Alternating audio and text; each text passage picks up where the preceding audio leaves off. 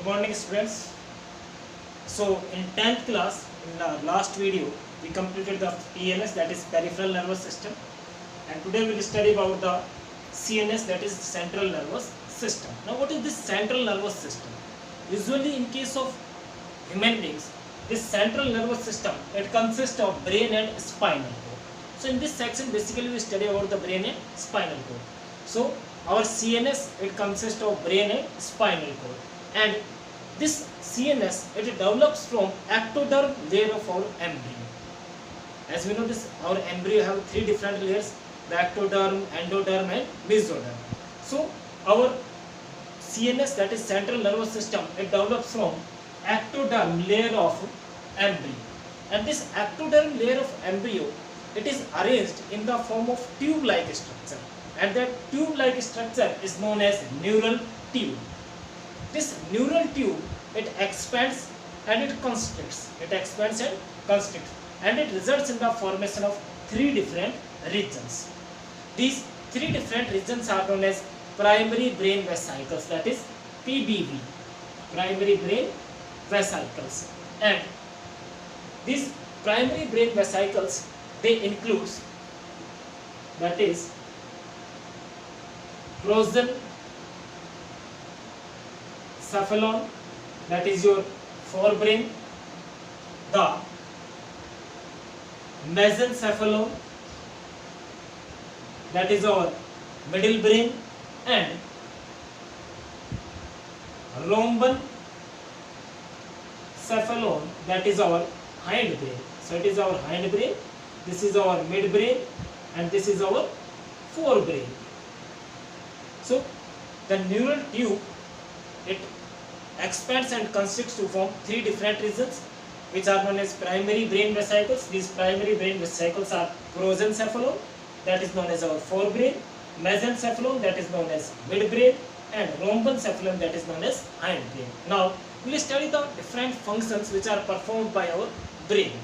So our brain, it controls our voluntary movements which are under the control of our brain, all those movements. So our brain, it controls our voluntary movements. These voluntary movements, suppose I want to uplift my hand, so it is under the knowledge, or it is under the control of my brain. So it is a voluntary movement. Walking, swimming, all these are voluntary movements. So our brain, it is responsible for controlling the voluntary movement. Second, it also controls the functioning of our vital involuntary organs present in our body. Third, our brain, it also controls our thirst, our hunger, and it is responsible for controlling thermoregulation in our body.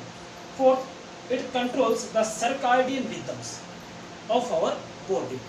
Next, it also controls the glandular secretion, that is the secretion of hormones by our glands. It controls the human behavior. It controls our processing of vision means to watch, and it controls the processing of hearing. It controls our speech power, it controls our memory, it controls our emotions, it controls our thoughts, and it also controls our intelligence. So all these functions are performed by our brain. Now,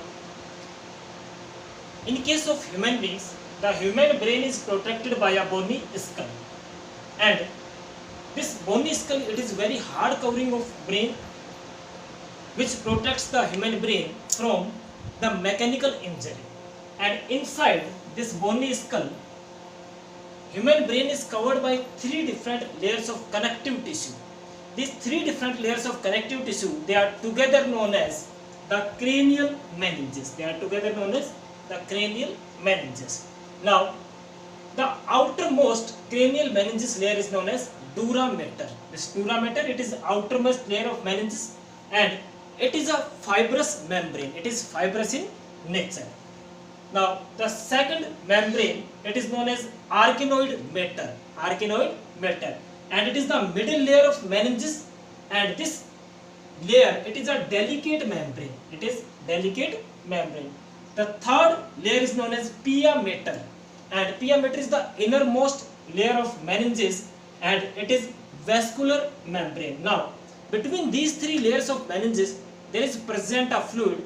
That fluid is known as cerebrospinal fluid. And this cerebrospinal fluid, it prevents the human brain from some mechanical injury and all that. And this question it is usually asked in your exams about this cerebrospinal fluid and about the bony skull. Okay. Now we will study about the parts of brain and their functions. So first we will start with our forebrain. This forebrain, it is also known as prosencephalon. And our forebrain, it consists of three different parts. That is cerebrum, thalamus and hypothalamus. This cerebrum, it is the largest part of our brain.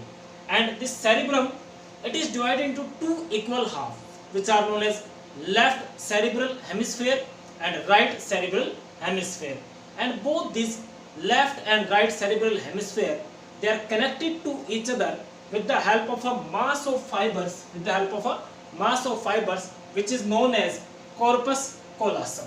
Now, the main function of cerebrum includes that it is responsible for voluntary control of our limb actions. So, this cerebrum, it controls our voluntary actions. That means the left hemisphere or left cerebral hemisphere, it controls the voluntary limb action of right side of the body. That means it controls the or even the left hemisphere, it controls the voluntary limb action of right side of the body, whereas the right hemisphere or right cerebral hemisphere controls the voluntary limb action of left side of the body, that is vice versa. And now this cerebrum, it is responsible for controlling our speech. It controls our speech, it controls our memory, it controls our thoughts, it is responsible for controlling our emotions, and it is responsible for controlling our intelligence also. Now the next part of this forebrain or prosencephalon is thalamus. This thalamus, it is wrapped by cerebrum. So thalamus is wrapped by cerebrum, and this thalamus, it is the major coordinating center. The main function is, it is the major coordinating center for motor and sensory signaling. Further, this thalamus, it directs the sensory impulse. From lower parts of our brain and spinal cord to the appropriate regions of cerebrum. Now, the next part of our forebrain is hypothalamus. That is the third part of our hypothalamus. This hypothalamus, it is present just beneath thalamus, just beneath or just below thalamus. And the main function of this hypothalamus includes, it is responsible for controlling our body temperature. Hypothalamus is also responsible for controlling our urge for eating. It is responsible for controlling our urge for drinking. And this hypothalamus, it contains some cells. So it contains cells which are responsible for releasing the hypothalamic hormones. Now we will study about the midbrain. This midbrain, it is also known as mesencephalon. And this midbrain, it lies or it is located between thalamus and hypothalamus of forebrain and pons of hindbrain. So it is located between thalamus and hypothalamus of forebrain and pons of hindbrain. Now come to the functions of midbrain. So this midbrain, it controls our sleeping cycles. So our sleeping cycles or our sleeping process, it is controlled by our midbrain. Secondly, it is also responsible for controlling our body temperature. Third, it helps in our motor movements, that is related to our nervous system. So it helps in our helps in motor movements. Next, it also helps in the movement of our eyes, our auditory and visual processing. So it helps in our auditory visual processing. Next, it regulates the dopamine production. This midbrain, it is responsible for controlling or it regulates the production of dopamine.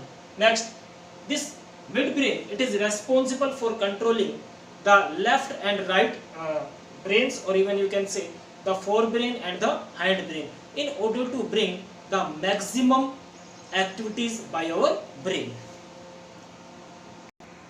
Now, the third part of our brain is hindbrain, which is also known as rhombencephalon. And this hindbrain, it consists of three parts, that is the cerebellum, pons and medulla oblongata. First we will discuss about the cerebellum. So this cerebellum, it is second largest part of our brain and it is located just back of skull. Further, come to the functions of this cerebellum. Cerebellum, it is responsible for controlling our body posture. So this cerebellum, it controls our body posture. Secondly, this cerebellum, it is responsible for maintenance of our muscle tones. So our functioning of our muscle, it is under the control of our cerebellum. Third, it is responsible for equilibrium of the body. So in case of an alcoholic person, if you have seen the trembling by the alcoholic person, so that alcohol, it affects our cerebellum and due to which the posture and equilibrium gets disturbed. Now the next function of this cerebellum is, it is responsible for controlling the movement of our voluntary muscles. It is responsible for controlling the movement of our voluntary muscles. So these are the functions of cerebellum. Now come to the second part of hindbrain, that is pons. This pons, it contains the fibers and these fibers forms a bridge-like structure between the midbrain and the medulla oblongata. Further, this pons, it helps in eye movement. It is responsible for controlling the facial expressions. It helps in chewing process. It helps in, or it controls the swallowing process, and it is responsible for controlling the secretion of saliva and tears. Further, this pons, it also plays important roles in the regulation of respiratory process or respiration. So all these are the functions of our pons. Now the third part of our hindbrain, it is medulla oblongata. This medulla oblongata, it is the lowermost part of our brain, that is situated near about our neck region. So it is lowermost part of our brain and it is connected to our spinal cord. So it is the medulla oblongata is the part of our brain that is connected to spinal cord. Now the main functions that are carried out by this medulla oblongata includes that it is responsible for controlling our respiration process. So the respiratory process, it is under the control of medulla oblongata. The second function of medulla oblongata is that it is responsible for controlling our cardiovascular reflexes. So whatever the functioning of nearly the heart, that is cardiovascular reflexes, they are controlled or they are under the control of our medulla oblongata. The next function of medulla oblongata includes that it is responsible for controlling the gastric secretions in our body. So all the gastric secretions are under the control of medulla oblongata. Now the last and fourth function of this medulla oblongata is that it controls the blood pressure. That is the most important function, that is control of respiration and blood pressure. So this medulla oblongata, it controls our blood pressure, that is our BP. Thank you, students.